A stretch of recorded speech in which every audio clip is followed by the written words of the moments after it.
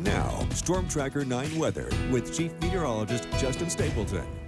All right, first want to say thank you to all of the staff and folks down at the Oak Ridge Public Library. I had a chance to hang out with the summer reading group there today. Fine looking bunch of folks. And look, they got some good looking water bottles there as well. Wonder how they got those.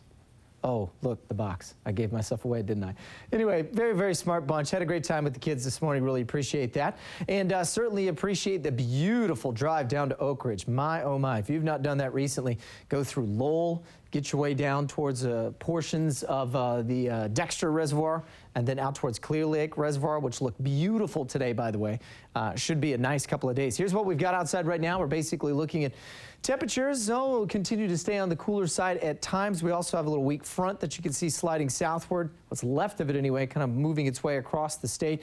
Also looking just south, or excuse me, northwest of Madras. Some of the Waterman complex smoke. Gee, you can barely pick it up on the storm tracker there, but it is there. It is going to continue to drift south. So that is going to keep at least some smoky conditions around for some northern sections of Bend, northern Deschutes County, for example. 61 in Newport. We're at 85 in Eugene now. 82 as you get to Corvallis. Sitting around 80 in Cottage Grove. 89 down in Roseburg.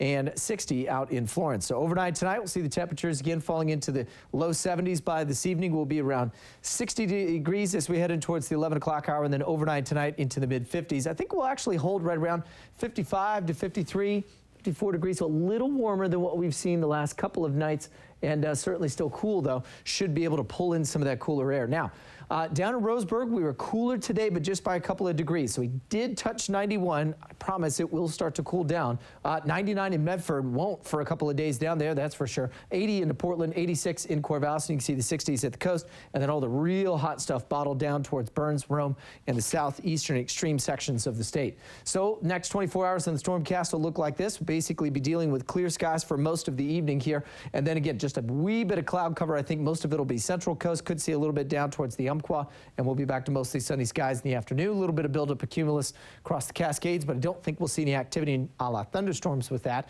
And here's why. We've got our ridge of high pressure slowly starting to flatten out just a bit. So there's the first low moving through the weak cloud cover you see through the state. That's what's left of this front.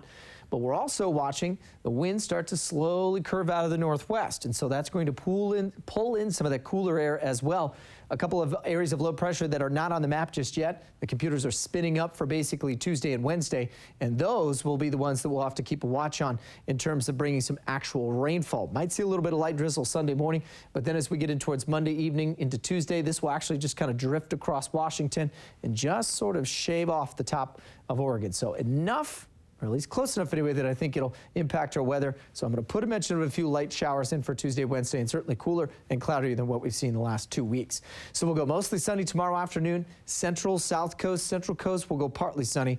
Probably we'll see a little more cloud cover. Down to the Umpqua, a little warmer tomorrow, back into the low 90s once again. Cascade, same deal. We'll be looking at mid-80s towards McKenzie Bridge, Vida, and out to Oak Ridge. They'll be at around 87. Into the low 80s tomorrow, Sun River Bend and out to Sisters. Slightly cooler forecast, well, not necessarily here in the valley. We'll actually sit right around 89 to 90 degrees. So a little warmer tomorrow, but then Sunday everything starts to change just a bit. We get a stronger onshore push, some drizzle at the coast. Isolated shower chances mainly Tuesday and Wednesday. The Umpqua into the 90s tomorrow, and then look at low 80s all the way through early next week before we warm up again. Cascades, a couple of days of isolated showers, but still I don't think it'll have a huge impact if you're going to plan on camping this weekend. And here in the Willamette Valley, we'll go with a little bit of light drizzle Sunday morning, and then a few showers in the forecast Tuesday and Wednesday in the upper 70s, but that will feel quite refreshing. It will. Compared to the 90s on the board that we've seen most of last week and a half now. Yeah, very nice. If you have any camping plans, make sure you check ahead due to all the wildfires burning in Central Oregon. Always, yes. Good plan. Up next,